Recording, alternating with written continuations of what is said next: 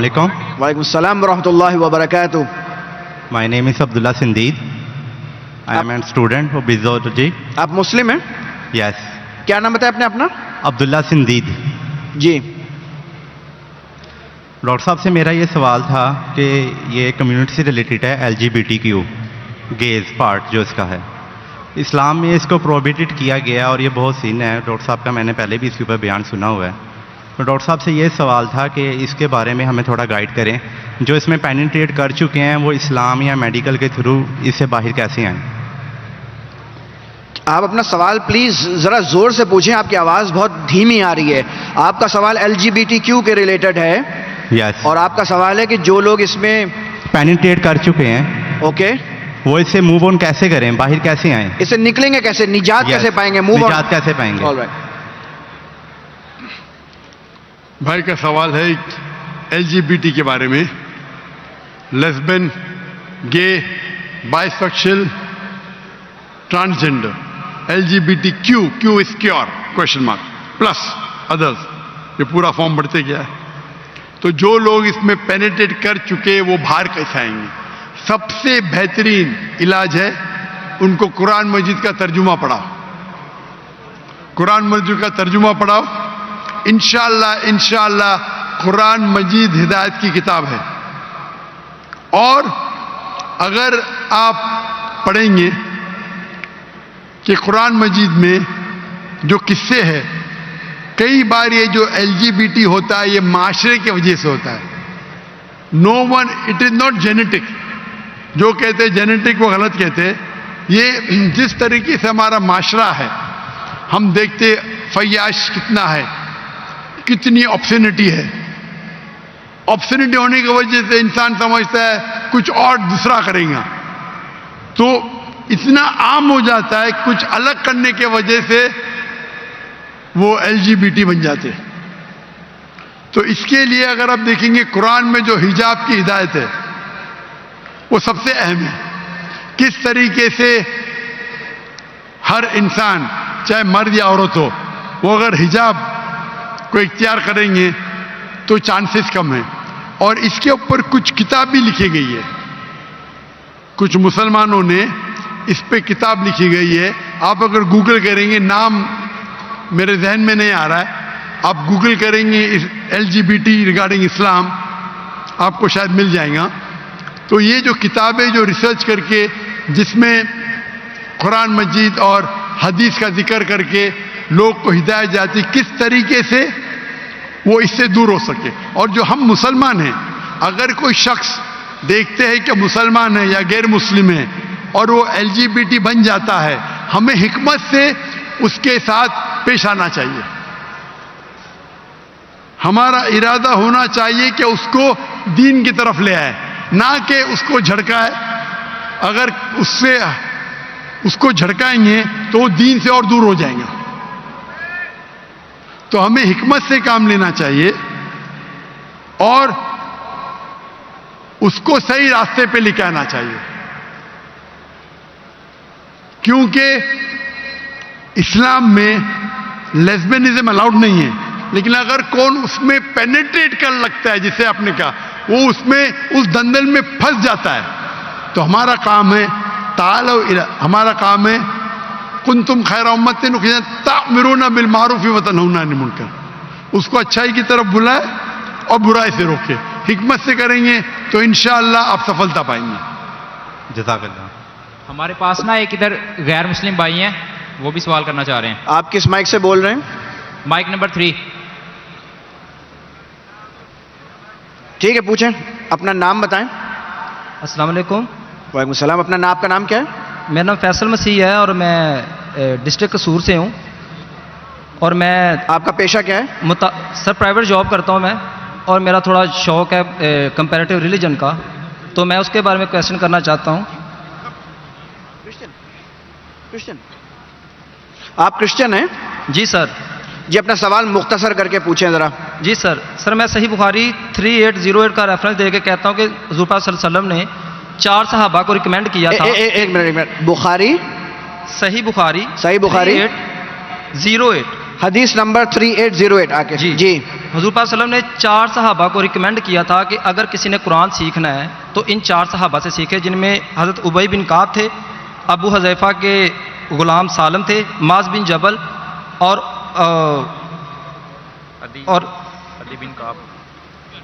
ابی بن کعب ان کا نام ہے، 4 صحابہ تھے، خیر وہ دیکھ لیجیے گا۔ اچھا، آپ کا سوال کیا ہے؟ اچھا، اب ابی بن کعب سے مستدرک الحاکم میں ایک حدیث ہے،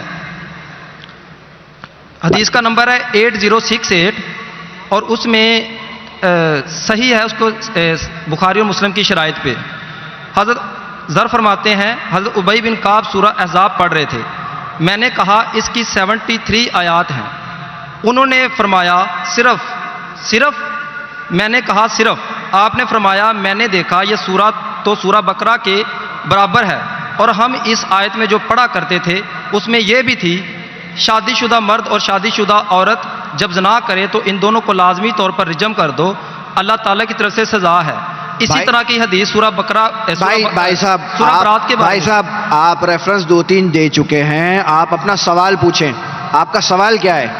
سر سیم طرح کی جو کوٹیشن ہے سورہ اس کے بارے میں آتی ہے، سورہ برات کے بارے میں، سورہ سر توبہ میں کے آپ بارے سے میں۔ پوچھ رہا ہوں، سر آپ کا سوال یہ ہے کہ یہ آیات ابھی قرآن میں حصے نہیں ہے، کیونکہ ٹوٹل اگر نکالیں تو 350 سے اوپر کی ورسز ہیں جو سورہ برات میں اور سورہ آل احزاب میں مسنگ ہے، کیونکہ سورہ بقرہ میں 286 ورسز ہیں اور کرنٹلی سورہ آل احزاب میں 73 ورسز ہیں، اس میں سے مائنس کریں تو 213 ورسز سورہ آل احزاب میں اور 157 ورسز جو سورہ توبہ میں مسنگ ہیں، تو یہ ٹوٹل 350 سے ابو بنتی ہیں۔ تو کائنڈلی مجھے بتا دیں کہ اس کی کیا انڈرسٹینڈنگ ہے؟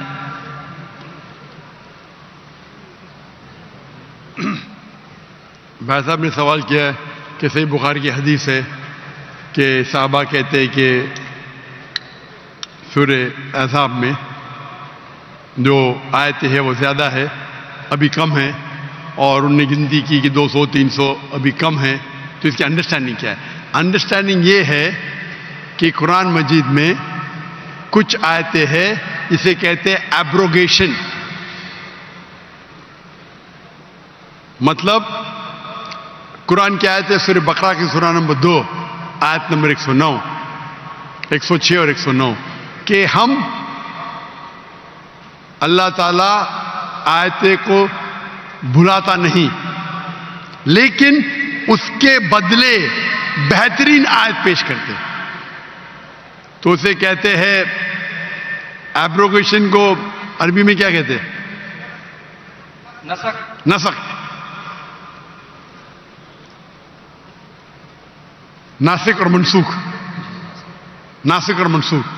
تو اس کی انڈرسٹینڈنگ یہ ہے کہ کچھ حدیث بھی منسوخ ہو جاتی، مطلب ابھی اپلیکیبل نہیں، تو اسی طریقے سے کئی قرآن کے آیتیں ہیں جو اگر جو اسکالرز ہیں وہ اسٹڈی کر کے یہ کرتے، ریسرچ کر کے پتہ چلتا ہے کہ کچھ ناسخ اور منسوخ ہے، مطلب ایبروگیٹ کی جاتی، تو اسکالرز اس کے اوپر اسٹڈی کرتے ہیں حدیث کی روشنی میں، یہ انہیں پتہ چلتا ہے کیونکہ ہمارے ہدایت کی کتاب 2 ہے، قرآن اور صحیح حدیث۔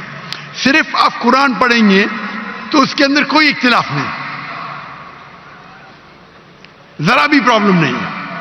جب حدیث پڑھتے ہیں تو حدیث 3 قسم کی ہوتی ہے، موٹے موٹے ہے تو قسم، ایک صحیح، ایک ضعیف اور ایک موضوع۔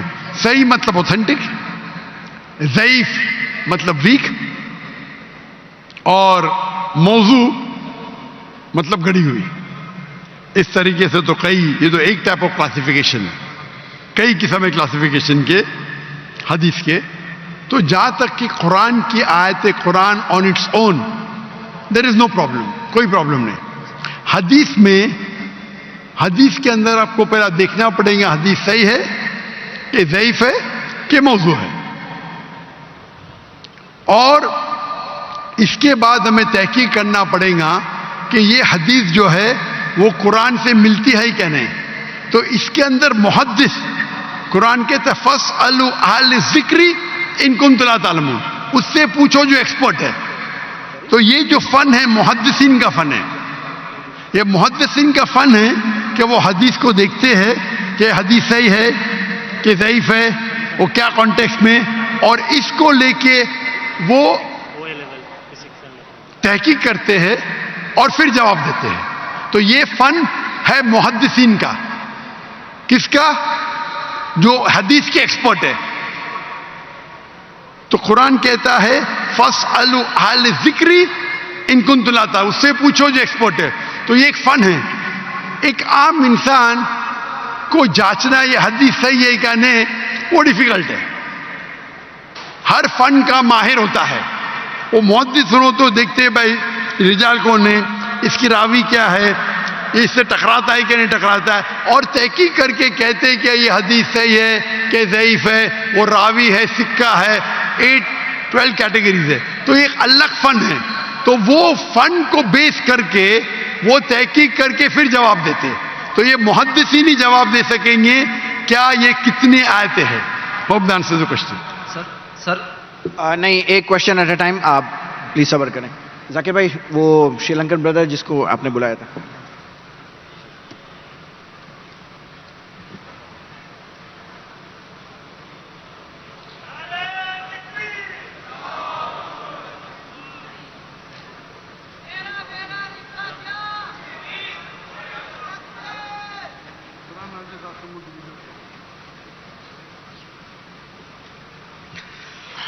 اچھا، اب ہم موو کرتے ہیں خواتینوں کی طرف. خواتینوں کے سائڈ پہ اگر کوئی سوال ہے تو وہ خاتون پلیز مائک پہ آ جائیں اور اپنا نام بتائیں، اپنا پیشہ بتائیں اور اپنا سوال پوچھیں. اور میری گزارش ہے کہ تھوڑا سا اونچی آواز میں پوچھیے گا تاکہ آپ کی آواز ایک دم کلیئرلی اسٹیج تک کے آئے. جی السلام علیکم. وعلیکم السلام. میرا نام فاطمہ وحید ہے اور میں ایک فزیو تھراپسٹ ہوں. کیا نام بتایا آپ نے؟ فاطمہ وحید. فاطمہ وحید. جی پوچھیے. جی میرا سوال یہ ہے کہ اگر شیطان ہمیں اکساتا ہے، ورگلاتا ہے گناہ کرنے کے لیے، تو شیطان کو کون ورگلاتا ہے؟ بے شک ہر چیز اللہ کی مرضی اور اس کی ول پاور سے ہوتی ہے، تو شیطان کو کون ورگلا رہا ہے؟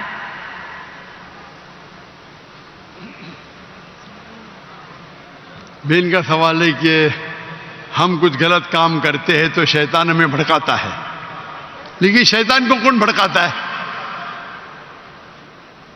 آپ قرآن مجید میں پڑھیں گے تو کئی جگہ ذکر ہے ابلیس کے بارے میں، اور تقریباً 7 جگہ قرآن میں لکھا ہے کہ اللہ نے ابلیس سے فرمایا کہ آپ سجدہ کرو. اللہ نے فرمایا انجل سے، اللہ نے ملائکہ سے فرمایا کہ آپ سجدہ کرو. سب نے سجدہ کیا الا ابلیس. اور پھر ہم جانتے قرآن مجید میں اس کا ذکر ہے کہ اللہ سبحانہ و تعالی ناراض ہوتے اور اسے کہتے کہ سزا دیں گے.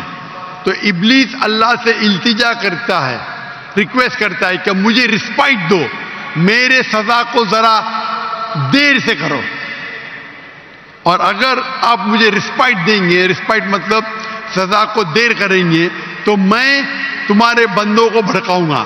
تو اللہ تعالیٰ جواب دیتے سورہ بقرہ میں کہ آپ میرے بندوں کو بھڑکا ہی نہیں سکیں گے.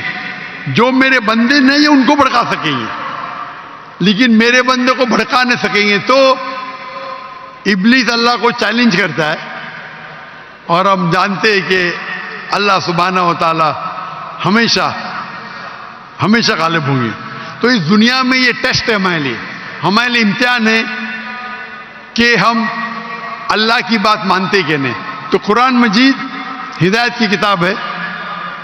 ہمارا سوال ہے کہ ابلیس کو کون بھڑکاتا ہے؟ ابلیس نے اپنے آپ کو بھڑکایا، اس کا غرور تھا. ابلیس حالانکہ اللہ کی بہت عبادت کرتا تھا، لیکن اس کو غرور تھا کہ انسان کو مٹی سے بنایا، میں نور سے ہوں، آنکھ سے،